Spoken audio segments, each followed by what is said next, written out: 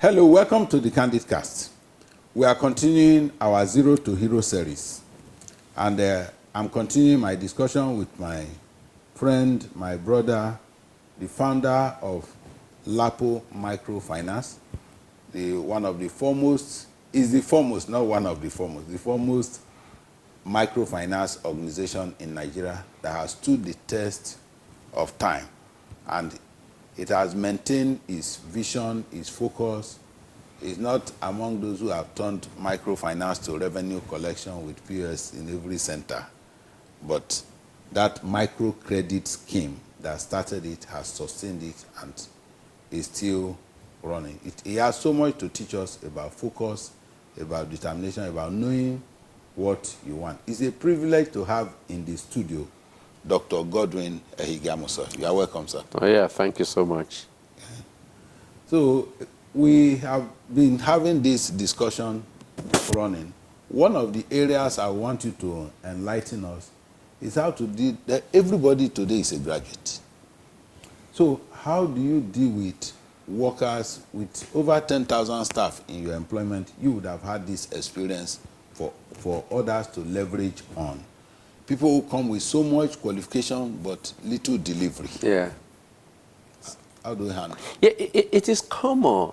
Not even those with just huge qualification, but also those that also perform exceptionally well during interview. Yeah. And then you eventually see that not much is delivering.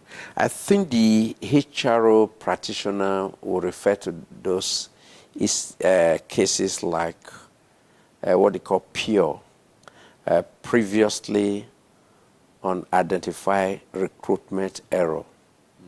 You know, so you didn't, that you find that coming in.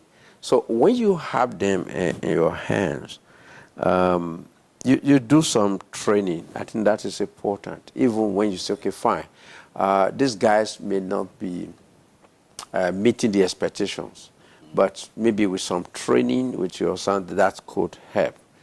But once that, in addition to that, you need to come up with a very, very clear appraiser template, clarifying that, and these are the expectations. And of course, those expectations, that appraiser will be time-bound, frame. There will be time frame for delivery.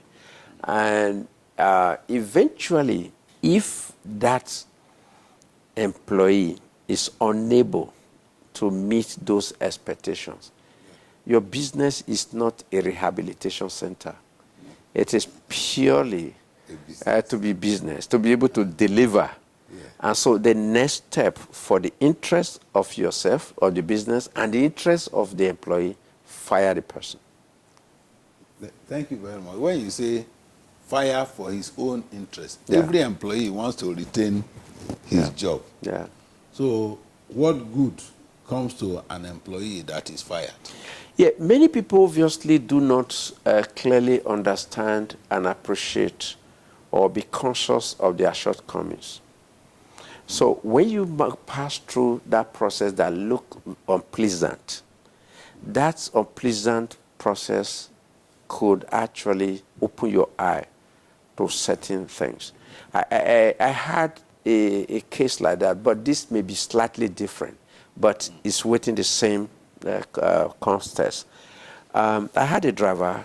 I knew him quite early when I was in school, so I took him on.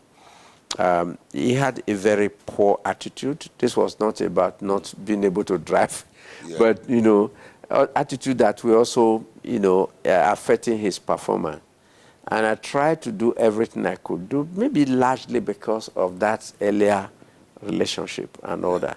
So when he did something that was a bit very tough for me to accept, and I fired him. So 2 years later, I met him I was coming from Abuja. I went to this motor companies from Benin. So I met him. He was a driver for that company. Okay. So after I paid, he greeted me so well and took me to a corner of the other scene. And his boss, he just started crying. and say, he was crying, sir, please, I want to, if you can. I was so emotional. He was saying, oh, for instance, driving that what he's doing, he never had a weekend that he would have in LAPO. You know, Saturday, Sunday, and all that. And he was weeping. And then, so eventually, I took him on. Believe me, he became the best staff we ever had. After learning. Yeah, after learning. So that is why it could be helpful to fire. Thank you very much. This is quite instructive. I have learned today that somebody can be fired for his own good. Yeah. And a good example has come out of it. We hear people say good old days. And when we are talking of zero to hero, we were down before, we are up today because we did this, we did that. Some young person will say, because the country was good in your own time. How do we relate to such assertion that it was good in your own time, today it is bad? Okay, I think about the issue of when you look back is relative. And the truth is this, that in every generation, there's always this thinking that the previous generation probably was easier and in some cases better, better, easier and that. So in our own time when I started, we were also very conscious of the fact that things were difficult. Okay, for instance, you have the SAP, implementation of SAP and all that. So when we look back to 1960s, and all that, was things were very easy and all that. So today, that is what it is. And I can assure you that in the next generation, they will look at today as probably also better. So it does not matter. What matters, I think, in every situation you are, in fact, look clearly for opportunities. And I tell people that even in our difficulties today, Nigeria perhaps is the only country where you can literally close your eyes and you still see opportunities. So look at those opportunities. Look at also the challenges that you have today and see how you can deal with them. Of course, it is dealing with some of this wahala, if I call it that way, that actually make your business to grow out of it. I tell people clearly that if I had set up Lift Above Poverty organization in 1974 or 70, it would have not been successful. Why? 73, 74, we have the Doji Award. We oil boom. Everybody was enjoying. In fact, many Nigerians could have never seen the word poverty. They could not even spell poverty. But it was when the SAP came, and then everything became very difficult, that I strongly feel that my response to this, why everybody is lamenting, my response to it is to provide poor people the facility to deal with the situation. So even today, there are opportunities. Thank you very much. Every problem is wrapped. Is opportunity that is wrapped. Of course, so that's what it just is. Unwrap the problem, and you find opportunities hidden inside. You require two things. The first is to have a courage and to do it. The second thing is to be persistent, because wrapping problem to see the nut, the seed inside of opportunity does not come easy. It's like the sweetness of honey. Yeah, of course. So you have to pass through the bees. Yeah, before honey is sweet, but you go through the bees to get it. Thank you very much. There's another very instructive one. The people also say that it's not new anyway. When in 1903, the registrar of patents in US said that there is nothing to register again, that every invention that will be made has been made. Yes. So people are still looking at that there is nothing new under heaven. That everything that will be discovered has been discovered, so opportunities are turning out. Do you agree with that position? I think it's the reverse is the case. You know, when you have challenges as we have now, then you have, like we have said, you have, you know, opportunities coming in. So the good thing is that we are in an era of innovation. You know, great things are coming up. Just as you said, somebody told me that he said when television was discovered, you know, when they invented this television, always say today, and people look at it and say, "This is the end of invention." So, but it was not there. So what I did is that this is the era of invention. So there are so many things that are being, you know, done. I think what I will cancel again is this. Let people develop a mindset that there's something there to be done.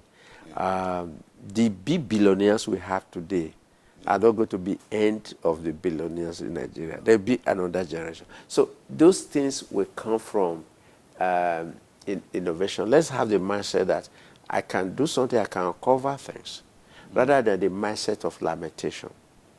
Okay? So I would therefore say that the problem I see young people, is that they come up with ideas, they address those issues, they address those ideas with the very half-heartedly. Okay.